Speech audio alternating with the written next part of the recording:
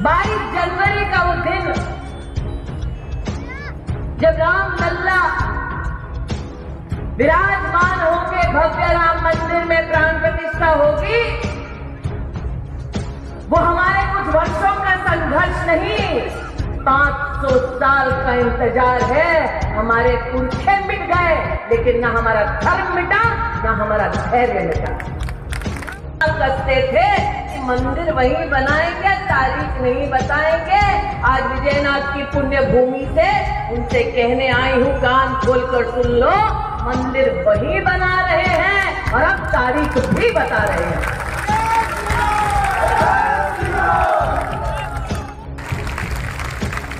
गरीब का संरक्षण मोदी करता था, करता है और आगे भी करता रहेगा। लेकिन कांग्रेस की बौखलाहट देखो।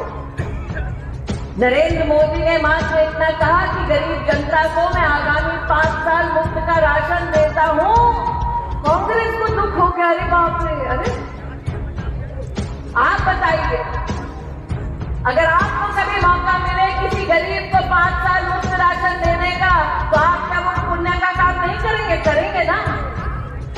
तो क्या कांग्रेस पार्टी को कांग्रेस केवल बांटने का काम करती है। स्मृति ईरानी, कटनी। महिला एवं बाल विकास अल्पसंख्यक मंत्री स्मृति ईरानी ने कटनी जिले के विजयराघवगढ़ विधानसभा क्षेत्र के बरही ग्राम में आयोजित विशाल जनसभा को संबोधित किया। केंद्रीय मंत्री स्मृति ईरानी शाम 4 बजे बरही पहुंची, जहां भाजपा प्रत्याशी संजय पाठक ने उनकी अगुवानी की और फिर रोड शो के दौरान केंद्रीय मंत्री क्या गर्मजोशी से स्वागत हुआ। कांग्रेस पर खूब बरसी केंद्रीय मंत्री। कांग्रेस पर प्रहार करते हुए केंद्रीय मंत्री ने कहा कि आज 500 साल की लड़ाई और प्रतीक्षा के बाद अयोध्या में रामलला के मंदिर का निर्माण प्रधानमंत्री मोदी के कारण ही संभव हुआ है। इससे पूर्व अपने उद्बोधन में संजय पाठक ने भाजपा की केंद्र और प्रदेश सरकार द्वारा किए गए विकास कार्यों को गिनाया। चुनाव मतदान के पहले बधाई दे दी है, इस पर आप क्या मानते हैं? ये मेरा सौभाग्य कि हर घर के आंगन की आज देश की बहू और बेटी केंद्रीय मंत्री बन के आज पूरे देश की सेवा कर रही है। स्मृति ये जो है वो प्रचार करने कम और मुझे आशीर्वाद देने जाना है। उन्होंने खुद उत्तर दिया, बोला कि संजय, वैसे तो संजय भैया बोले थे, लेकिन मैं तो संजय ही बोलूँगा कि संजय मैं तुमको आशीर्वाद देने आई भाई। ये मेरा सौभाग्य, क्षेत्र की जनता, क्षेत्र की माताएं, क्षेत्र की बड़ी बुजुर्ग बहनें, इन सबका तो आशीर्वाद मिल ही रहा है। करो साथ में केंद्रीय मंत्री और परम आदरणीय स्मृति दीदी का भी आशीर्वाद मुझे प्राप्त हुआ। ये मेरे लिए सौभाग्य की बात है और इनके आने से मेरे को, मेरे क्षेत्र वालों के ध्यान इसलिए बनता है कि जीवन में जब कभी केंद्र सरकार से कोई भी चीज़ की आवश्यकता पड़ेगी, जरूरत पड़ेगी, तो हमारे पास संबंध ऐसा ही है जिसका लाभ मेरी विजयराघव विधानसभा क्षेत्र में मिलेगा। मैं उत्साहित हूँ, मैं खुश हूँ, मुझे बड़ी स्मृति जी ने आज एक टिप्पणी की कि संजय भैया सब कुछ कर सकते हैं, लेकिन वो राहुल गांधी को नेता नहीं बना पाए। किस संदर्भ में उन्होंने यह टिप्पणी की? ये टिप्पणी तो आदरणीय दीदी ने की है, इसके विषय में तो वही बताएंगे, लेकिन मैं सिर्फ इतना है कि उनकी शायद ये जानकारी थी कि मैं अमेठी में करीब 1.25 साल राहुल जी के, जब मैं कांग्रेस के अंदर राहुल जी रहा हूँ, तो उनको मालूम था दीदी कि मैं अमेठी में था 1.25 साल वहाँ पर रहा और आदरणीय राहुल गांधी जी का व्यवस्था और उनका कार्यक्रम कैसे बदल सब व्यवस्था लिखा था। तो उनको जब जानकारी थी, उन्होंने पूछा कि आप तो अमेठी में रहे हो ना? मैंने कहा जी रहा हूँ। मुझे कितने दिन रहे हो? मैंने 1.25 साल रहा हूँ। तो उस संदर्भ में उन्होंने तमाम सर्वे में दिग्गजों की सीट फंसी हुई दिखाई दे रही है। जैसे में संजय पाठक के विजयराघवगढ़ क्षेत्र कितने हैं, कितना समीकरण क्या है? देखिए, विजयराघवगढ़ विधानसभा क्षेत्र का एक सिंपल सा समीकरण साधारण था कि यहाँ पे प्रत्याशी संजय पाठक नहीं है, क्षेत्र की जनता है, क्षेत्र के बड़े बुजुर्ग हैं, माताएं हैं, बहन हैं, नौजवान वर्ग है, युवा साथी है। आप अगर महसूस करेंगे या पूछेंगे तो यहाँ का हर व्यक्ति, यहाँ का मतदाता ही संजय पाठक बन के चुनाव लड़ रहा है। तो यहाँ प्रत्याशी संजय पाठक नहीं है, संजय पाठक की जगह विजयराघवगढ़ विधानसभा क्षेत्र वर्सेस ऑल। हो गया। कांग्रेस पार्टी को इंजेक्शन लगाओ, कितना आगे जा सकते बूथ पर जाओ, कमल का बटन दबाओ, संजय पाठक जिताओ और भारतीय जनता पार्टी की मध्य प्रदेश में सरकार बनाओ। मैं आनंदित हूँ संजय जी कि हमारे संस्कारों में, हमारी सभ्यता में सबसे बड़ा दान कन्यादान माना जाता है। किस्मत वाली होती है वो बहन जिसको एक भाई मिलता है जो माता पिता का सहारा बनता है और कन्यादान करवाता है। और आपका क्षेत्र तो डबल किस्मत के साथ आया है, भाई भी था, मामा भी था, कन्यादान था बेटियों का। मामा ने तो पूरे प्रदेश में लगभग 6,10,000 बेटियां हैं, दिव्यांग हैं, निराश्रित हैं, उनके विवाह की व्यवस्था की, 55,000 रुपया और ऐसी बिटिया को दिलवाया। संजू भैया आपने कहाँ कर रहे हैं यहाँ पर कन्यादान? 24,000 बेटियों का कन्यादान कराने वाला है। और कांग्रेस क्या कहती है क्षेत्र में? कांग्रेस क्या कह रही है संजय पाठक के सामने? हाँ, बदल दो। कांग्रेस वालों को जाके कोई बोलो बहनें भाई नहीं बदलती हैं। बदलती है बहनें भाई बदलती है क्या? भाई भाई बदलता है क्या? भाई भाई बदलता है? बड़े अपना सहारा बदलते हैं? नहीं बदलते ना। तो जो लोग संजय को अपना मानते हैं वो 17 तारीख को पोलिंग बूथ पर जाएं, कमल का बटन दबाएं। संजय पाठक तो जीत रहे हैं, मध्य प्रदेश में भी भारतीय जनता पार्टी को जिताएं। आज ये निवेदन लेकर आपके मध्य आए। संजू भैया लौटो दोबारा अमेठी, क्योंकि अमेठी से अयोध्या 50 किलोमीटर दूर है। और इस बार लौटो राम भक्तों के साथ लौटो। सही है? वैसे तो बहनें ब्याह दी जाती है तो घर पर भाई आता नहीं है, लेकिन ये बहन वो है जो युद्ध की भूमि पर ऐसी उतरी जिस पर भाई संजय विराजमान था और वहां पर जाकर जीती जो कांग्रेस का गढ़ था। आज मैं आपसे कहने आई हूं कि आपका घर है, आपको वहां आए, रामलल्ला के दर्शन पाए, लेकिन उससे पहले 17 तारीख को कहां जाए? कौन सा बटन दबाए? कौन सा बटन? कौन सा बटन? कौन सा बटन? कौन सा बटन? कौन सी तारीख? कौन सी तारीख? कौन सी तारीख? पार्टी कौन सी? पार्टी कौन सी? प्रत्याशी कौन? प्रत्याशी कौन? प्रत्याशी कौन? राहुल तक आवाज नहीं गई। प्रत्याशी कौन? प्रत्याशी कौन? 17 तारीख को जाओ, पोलिंग बूथ पर कमल का बटन दबाओ, संजू भैया को जिताओ, मध्य प्रदेश में कमल का फूल खिलाओ। उसके बाद राम भक्तों अयोध्या एक बार ठान ले तो कोई भी लक्ष्य ऐसा नहीं जो संजू भैया पूरा ना करे। सच कह रही हूँ कि नहीं कह रही? सच कह रही हूँ कि नहीं कह रही? एक चीज लेकिन संजू भैया नहीं करते, एक चोटी का जोर लगा दिए लेकिन राहुल गांधी को नेता नहीं बना पाए। सही कह रही हूँ कि नहीं कह रही हूँ?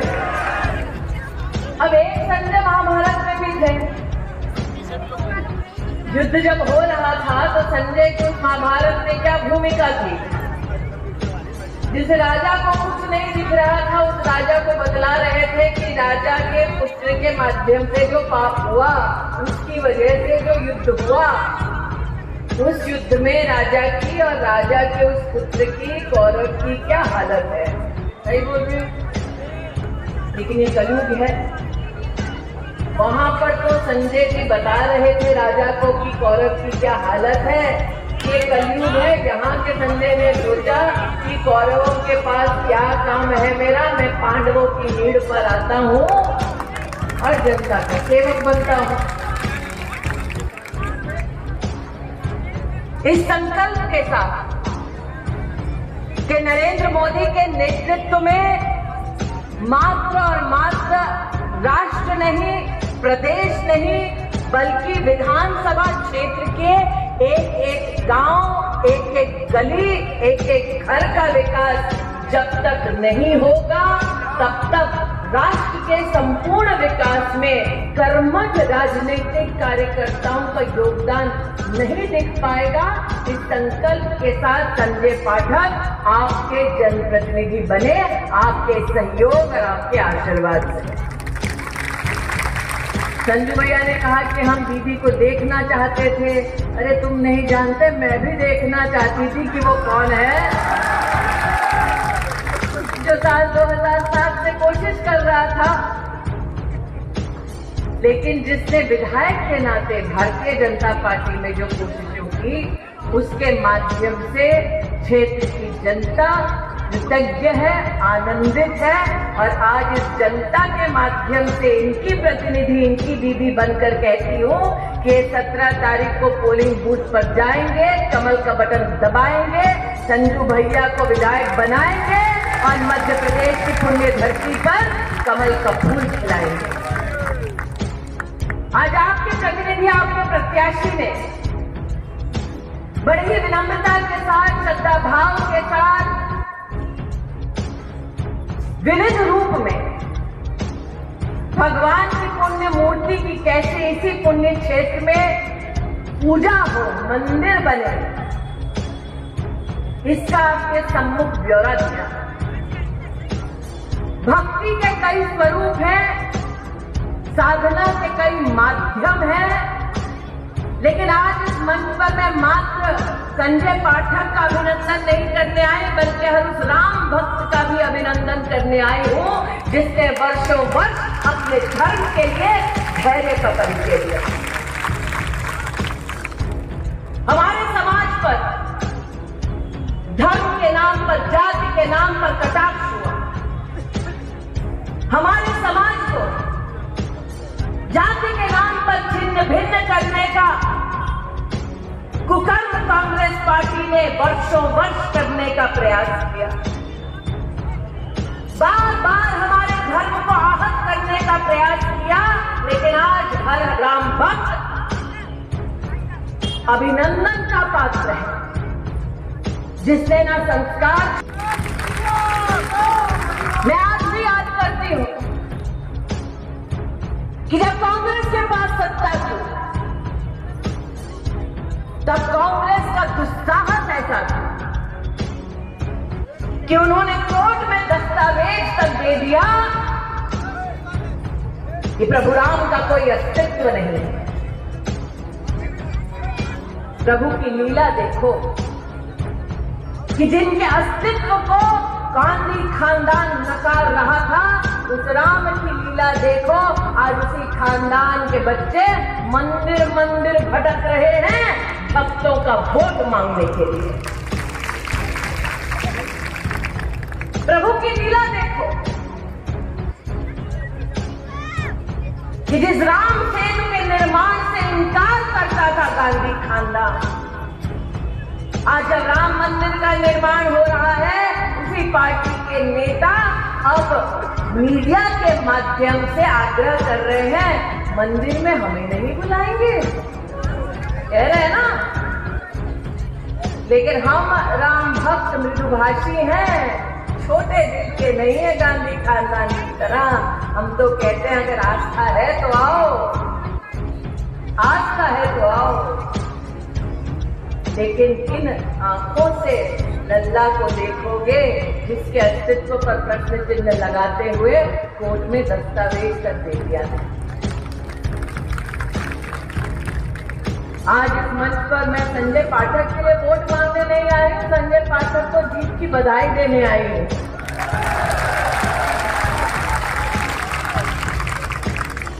और आप सबसे कहने आई हूं कि जिस क्षेत्र का, मेरे संसदीय क्षेत्र का संजय ने उल्लेख किया, उसका ये घिनौना सत्य था। 40 साल वहां एक खानदान ने राज किया, न वहां कलेक्टर का ऑफिस बना, न मेडिकल कॉलेज बना, न गरीब का घर बना, न गरीब के लिए शौचालय बना, न वहां पर जीवन में कभी गरीब किसान के लिए खाद की रैक तक उतरी। क्योंकि कांग्रेस पार्टी और गांधी खानदान का यह मानना है, गरीब को गरीब रखोगे तो हमको को वोट मिलेगा, गरीब सशक्त हो गया तो कांग्रेस को कोई नहीं पूछेगा। इसलिए आज आप सबसे कहने आए कि मेरा विश्वास है कि संजय भैया जीत रहे हैं, जिनकी बधाई देने आई हूं, लेकिन आपके माध्यम से मध्य प्रदेश की माताओं बहनों को, भाइयों को कहने आई हूं कि कांग्रेस के झांसे में मत आना। उनकी राजनीति समाज को बांटने, गरीब को प्रताड़ित करने की राजनीति।